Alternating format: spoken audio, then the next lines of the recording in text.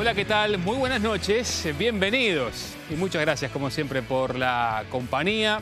Vamos a hablar esta noche, entre otras cosas, de campaña electoral, de campaña política. Cada vez falta menos, nos vamos acercando de a poquito al 26 de octubre y vamos a conversar con el oficialismo en este caso. Cómo está viendo el Frente Amplio la marcha de esta campaña, lo que dicen las encuestas, cómo va el gobierno. Qué mejor de conversarlo con la primera senadora del oficialismo, con la senadora Lucía Topolansky. En segunditos conversamos con la legisladora del MPP. También en nuestro programa sobre el final del mismo, ley de inclusión financiera, qué pasa con ese eventual default de la República Argentina y su impacto acá en Uruguay, qué dicen las cámaras. Bueno, vamos a conversar con el presidente de la Cámara de Comercios, con Pereira, a propósito de ese impacto y también estas afirmaciones que ha realizado sobre la normativa de inclusión financiera que él dice es una especie de gran hermano. Ya ha tenido respuesta del gobierno, del propio ministro de Economía. Vamos a conversarlo con Pereira también en el programa de hoy.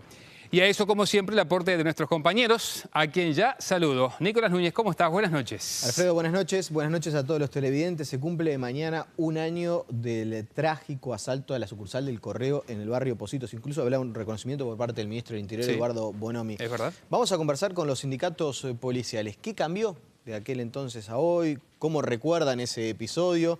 Marcó sin dudas a la policía de Montevideo. Bueno, será parte de lo que conversaremos con el sindicato policial aquí en Entre Líneas. A ver qué pasó con ese famoso protocolo de acción que se reclamaba, entre otras cosas, y también los dispositivos de seguridad para los policías. Es un buen momento, un año para recordar aquel episodio y ver, en definitiva, cómo están los efectivos de la Policía Nacional en ese sentido.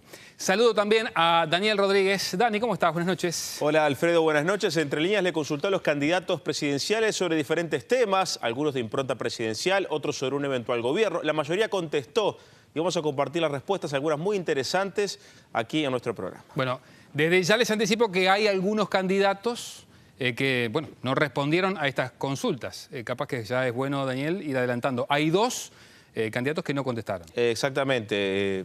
Tres sería, Tabaré Vázquez, Pero Bordaberry y Rafael Fernández. El resto contestaron y vamos a compartir todo esto. Bueno, eso vendrá en los próximos minutos también aquí en nuestro programa. Y ahora, si me acompañan, con muchísimo gusto vamos a recibir a la senadora Lucía Topolansky. ¿Cómo le va, senadora, tanto tiempo? Buenas noches. Bien. Bien. Bueno, aquí andamos en esta recta. En la recta casi, final, ¿no? Sí. A propósito de esta recta, ya no apuestan, dicen, ni una torta frita por Tabaré Vázquez, por el triunfo de Tabaré Vázquez. ¿Daña la carrera electoral del Frente Amplio este tipo de vaticinios? ¿Quién dice eso? Luis González. Ah, bueno. No, yo creo que el Frente Amplio es el partido que tiene más chances. Sigo pensando eso, y porque estoy, entre otras cosas, convencida que al Uruguay y a la gente le fue mejor con el gobierno al frente. Y bueno, la gente tiene sentido común. ¿No le hace caso entonces a los vaticinios de las encuestas? No, las encuestas no son vaticinios, son técnicas, Está ¿no? bien, sí. Y yo las escucho y las tengo en cuenta, pero también se han equivocado mucho. Por ejemplo, González se equivocó en el resultado del plebiscito de la ley de caducidad, anunció el triunfo de ese plebiscito, lo cual después generó un drama porque la gente empezó a festejar un resultado y después no era.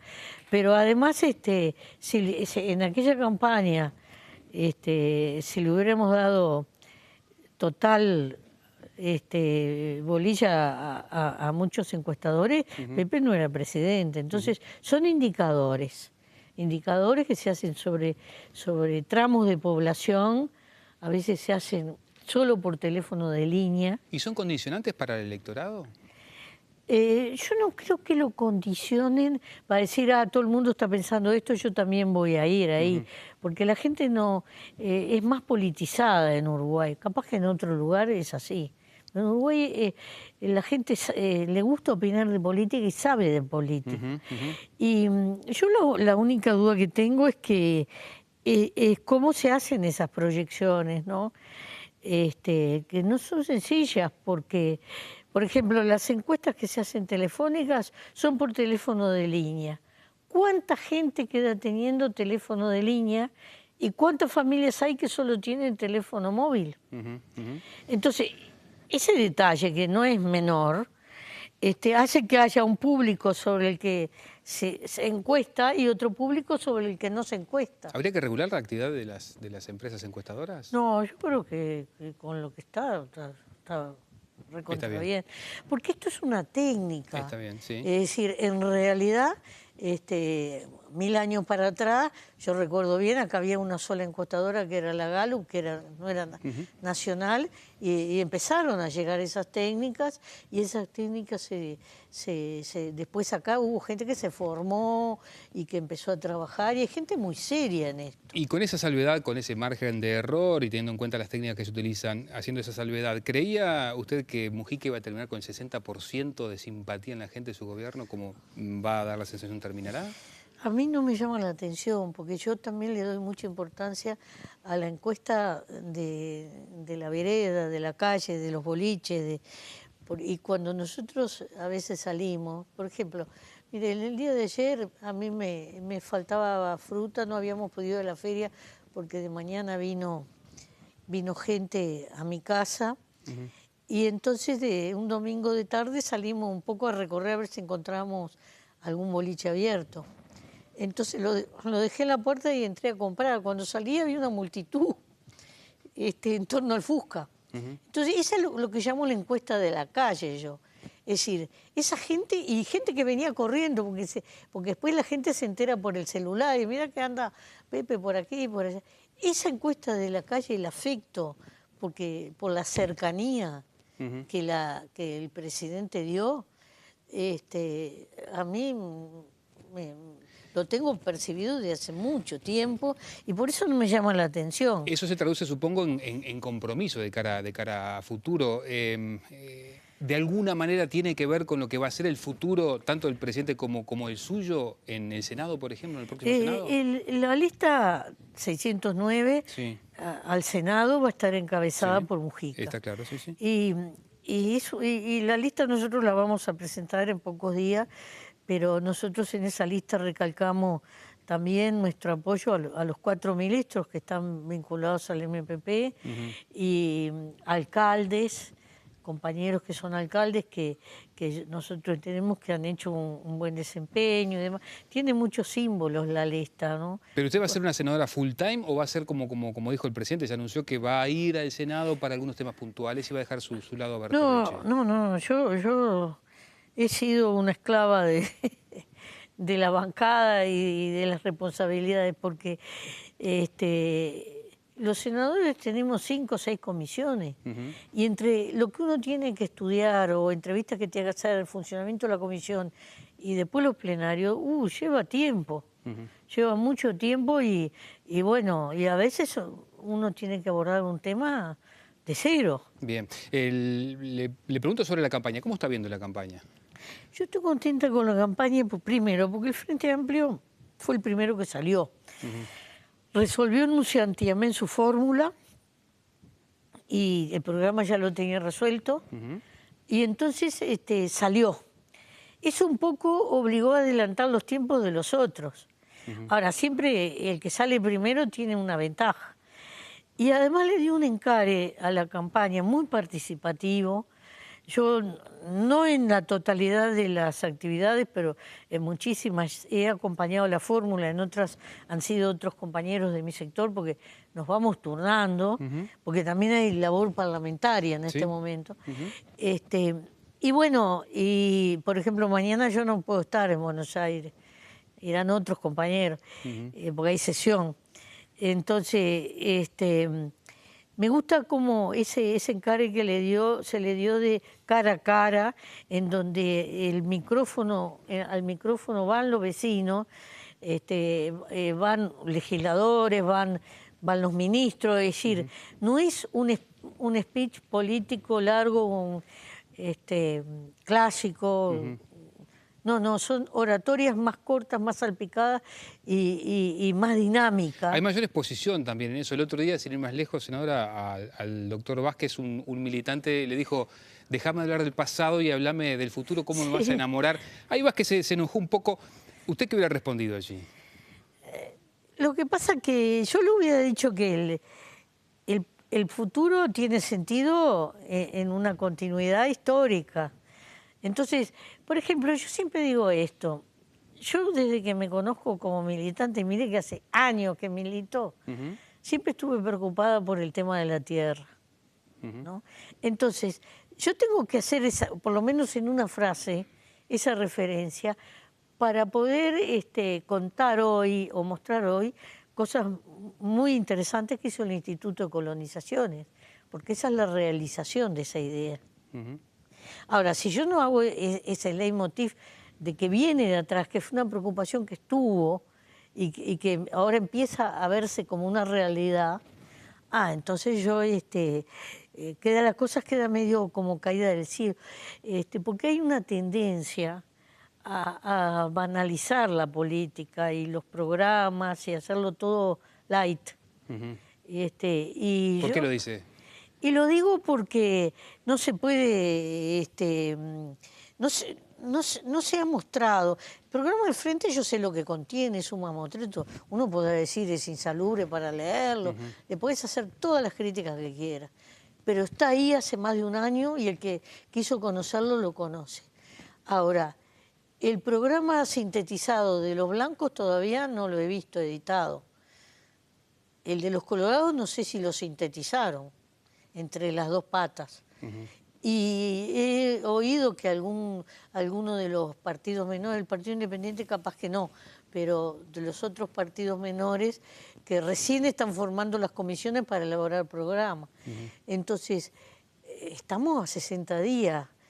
¿No es un poco banalizado ir en tiempos tan cortos? Hay cosas que son difíciles de estudiar para un programa. Y para exponer esto, para de alguna manera exponer a los partidos que usted dice no tienen sintetizado el programa, ¿por qué no se concreta, se cristaliza un debate? Porque veo que el sistema político le está reclamando mucho a Tabaré Vázquez un debate.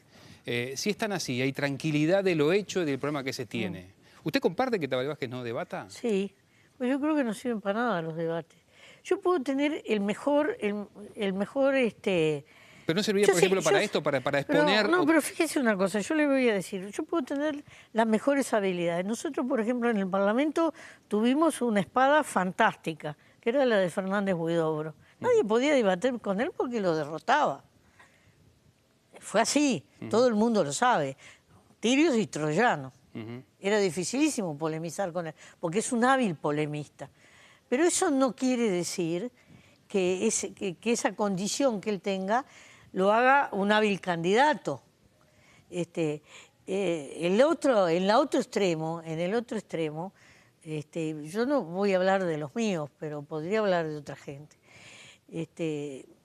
Sendik, padre, rara vez dio un discurso público, era un hombre de fogón. Sin embargo, tenía una influencia notable entre la gente que él trabajaba. Dicen que Irigoyen en Argentina nunca dio un discurso.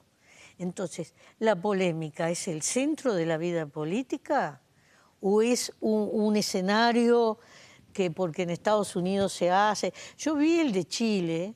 Sí, todos los candidatos juntos. Dividieron 10 candidatos, cada uno habló medio minuto. ¿Qué conclusión sacó la población de eso? Ninguna. Entonces, a mí me parece que la política es razón y es corazón, ¿no? Las dos patas, tiene emociones y tiene razones. Ahora, pero la gente que nos está viendo, senadora, se preguntará, ¿por qué Vázquez cuando venía atrás debatió con Sanguinetti, debatió con el doctor Ramírez y ahora no quiere debatir? ¿Porque va primero? Capaz que hizo esa experiencia y la conclusión de esa experiencia fue que no servía, era perder tiempo. Entonces, puede haber muchas razones. Ahora, no es crucial. No pasa la política por el hecho de debatir. No. Además, no es sencillo acordar reglas de juego para un debate. Lugares neutrales. En Uruguay no existen neutrales. Acá hay los neutrales de la AUF, neutrales en Uruguay no existen. Somos 3.300.000 y todos nos conocemos el pédigre. Entonces, es muy difícil esto. Obviamente que hay conductores radiales o televisivos que más allá de que no sean neutrales, tienen una actitud imparcial, interesante y que podría promover eso, pero ¿qué tanto puede definir un voto eso? Yo no tengo esa percepción. Muy bien. Ahora, doña María, si usted va al barrio y le da el micrófono y ella puede plantear algo, de eso no se olvida más. Bueno, me comprende la general ley y en todo caso nosotros nos ofrecemos, no sé si entraremos en la calidad neutrales, pero por acá nos ofrecemos en todo caso. Senadora, a propósito de temas de fondo, le han reclamado, y ahora vamos a ver al doctor Lacalle Pou, a propósito de algunas iniciativas que se han manejado desde el oficialismo, plantearlas en el próximo gobierno. Por ejemplo, la eliminación del IRPF a los aguinaldos. Y en las últimas horas, Lacalle Pou decía esto a propósito de este tema. Véalo.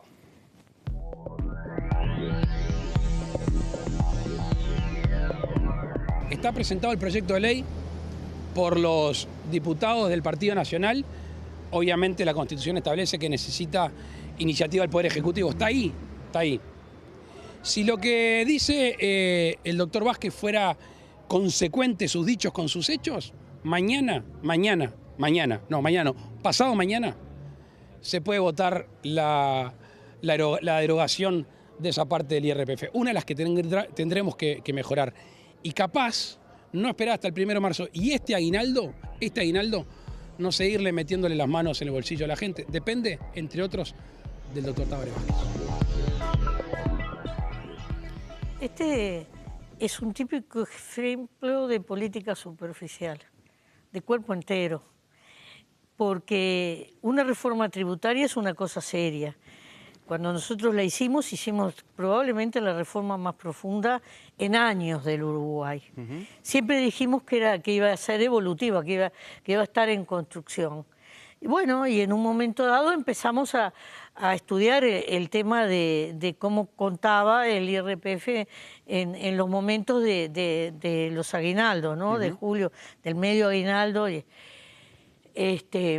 Y bueno, llegamos a la conclusión, después de discusiones, de que sí, de que eso tenía que estar en el próximo programa. Y lo tenemos y lo vamos a hacer. Pero esto que acabamos de ver es la imagen de esa que yo digo. Cuando se habla, él mismo dijo la otra vuelta y después se desdijo, que en 5 años salute con todos los asentamientos. Es demostrar que la complejidad de una política social no pasó por esa cabecita. Entonces, eso es lo que yo digo. En realidad, el Partido Nacional está en un momento muy difícil, ¿no? ¿Por qué lo dice? ¿Por qué difícil? Acaba de saltar que en las filas de ellos hay un narcotraficante, el señor Bosch, narcotraficante, procesado por narcotraficante, cosa que han querido disimular y que fue suplente, era vicepresidente de la Junta Departamental. Esto es un escándalo. Pero allí el directorio... Es el primer partido de todo el país donde aparece en sus filas un narcotraficante. Pero allí el directorio... ¿Qué le parece? Si no estará en problema el Partido Nacional. Pero el directorio, allí el Partido Nacional, actuó, digamos, rápidamente, le suspendió los derechos partidarios a vos. Bueno, eso era lo mínimo que podía hacer. Ahora, ¿no se dieron cuenta? Nadie conocía las amistades de Bosch en Durano. Es así, Durano. Bueno, pero vio que hay legisladores del Partido Nacional que han dicho, nosotros suspendimos rápidamente los derechos partidarios de Bosch, pero no le agradecimos los servicios prestados a Silva como sí lo hizo el gobierno. No tiene nada que ver, porque Silva no es un narcotraficante. El volumen de los delitos completamente desproporcionado. Ahí eso también habla de la superficialidad. Una cosa es la acusación que tiene Silva, que es un delito al lado del narcotráfico miserable, y además Silva no se le agradecieron los servicios. Nosotros respetamos la resolución de la justicia, pero yo me pregunto, ¿no? ¿Colaboró con la campaña de alguno de la interna Bosch que su dinero... Esas preguntas se tienen que hacer. Por eso yo digo, el Partido Nacional está en problemas. Usted dice o sugiere que tal vez el narcotráfico pudo haber colaborado con la campaña del Partido Nacional. No sugiero nada. No, pero yo hago preguntas. Por eso, me hago la pregunta, Bueno, pero Nunca preguntarlo... en la historia de este país no había habido, no hay un partido, ni el Colorado, ni el Independiente, ni el PERI, ni todos los partidos nuevos que hay, ni el Frente Amplio, que en su fila saltara un narcotraficante. Eso capaz que en México, en algún Colombia, algún lugar así, sí. Entonces, a mí me prende una luz de alarma roja muy fuerte a 60 días de las elecciones. A propósito de lo de ACE, senadora, allí, a ver, ¿cuál fue el principal error, por así decirlo? ¿La falta de control o el monitoreo o la imposibilidad del doble voto para los representantes del oficialismo? Ninguna de esas dos cosas. Nosotros no pudimos obtener una prueba. Para usted acusar a alguien, procesar a alguien o destituir a alguien precisa una prueba. El único que la pudo obtener, porque pudo hacer las escuchas telefónicas, fue el juzgado del crimen organizado. Le llevó 3 años esas escuchas, hasta que obtuvo la prueba y ahí procesó. La investigación de ACE, que yo la leí toda, llegaba hasta ciertos límites, me parece, capaz, pero con eso no. En un Estado de Derecho no podemos avanzar más. Así que allí no hubo tampoco un error de control, de usted, de monitoreo. No, el control de un organismo como ACE, que es una cosa monstruosa. Fíjese que se contaba una anécdota el otro día en el llamado a sala, cuando la doctora María Julia Muñoz accede al Ministerio de Salud, le pregunta al ministro saliente cuántos funcionarios tenía. Todavía no estaba ACE separada como está ahora. ACE era una unidad ejecutora. Y él le dijo aproximadamente 14.000. Y cuando llegó fin de mes pagaron 24.000 sueldos. Quiere decir que ese monstruo, que además está desparramado en el país, no es sencillo de controlar. Y más cuando estamos dando una batalla por la descentralización. Entonces... pudo haber habido alguna falla de gestión, alguna falla de control, pero una cosa es eso y otra son los delitos. Y para los delitos se precisan pruebas. Y el único con condiciones de obtener la prueba fue el juzgado, porque hizo las escuchas telefónicas. Bien, senadora, ya sobre el final. A ver, usted en más de una oportunidad se ha declarado como una oficialista plus, de alguna manera. Soy. ¿Sintió en algún momento la soledad del poder o eso es un mito? Hubo cosas en las que me hubiera gustado que cuando me bato por una idea, una ley, los beneficiarios no lo vieran con la naturalidad de un derecho y punto, sino que pudieran manifestarlo. Al fin vino uno que me contempló. Gratitud. Al fin existo, como me dijo un ciudadano venezolano hablando del gobierno de Chávez. Yo no existía, pero lo que le agradezco a este gobierno es existir. Entonces, he tenido respuestas de esas en la población uruguaya, pero a veces uno se pregunta si todo lo que el esfuerzo de gobernar, porque yo siempre digo esto, gobernar el gobierno tiene cosas muy ingratas, ¿no? Y uno nunca puede resolver todos los problemas. A veces hay problemas que o por razones económicas, por razones jurídicas. Fíjese que nosotros mañana o hoy hay una entrega enorme de maquinaria vial a las intendencias para la caminería rural. ¿Por qué es en esta fecha? Y porque nos tiraron abajo una parte del ISIR. Alguien se le ocurrió que era inconstitucional, hizo el trámite y perdimos 2 años. Entonces, eso es una ingratitud para el que está gobernando. Aunque después buscamos la vuelta, le pusimos el otro, lo sacamos y ahí están las máquinas. Pero perdimos 2 años, ¿entiendes? Lo más lindo de la política es la gente. Porque la gente tiene un sentido común y uno aprende de la gente. Y ya sobre el final del periodo, ¿en qué facetas, digamos, de sus creencias cree que ha evolucionado más? Bueno, yo aprendí a conocer la maquinaria del Estado desde que estoy a nivel parlamentario.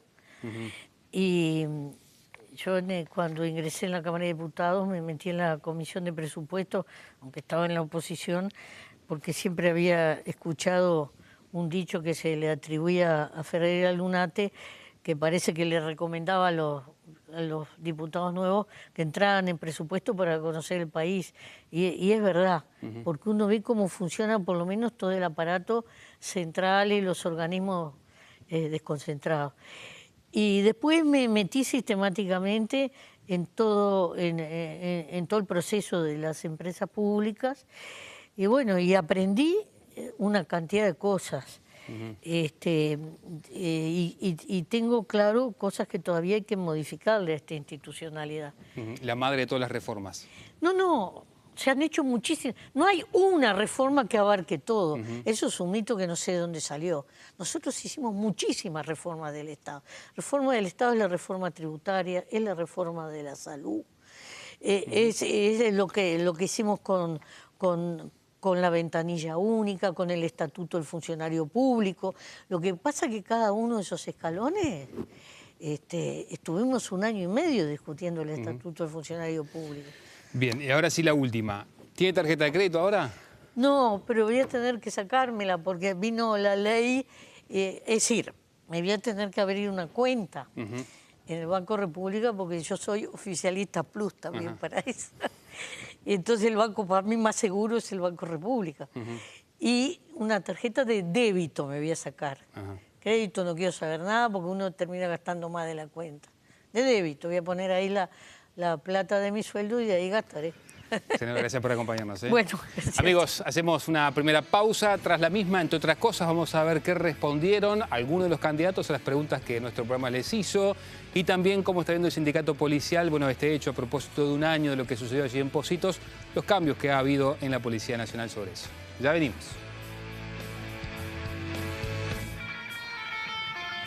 Seco y en un mundo de agua que prefiere que lo denominen tierra. Caminamos.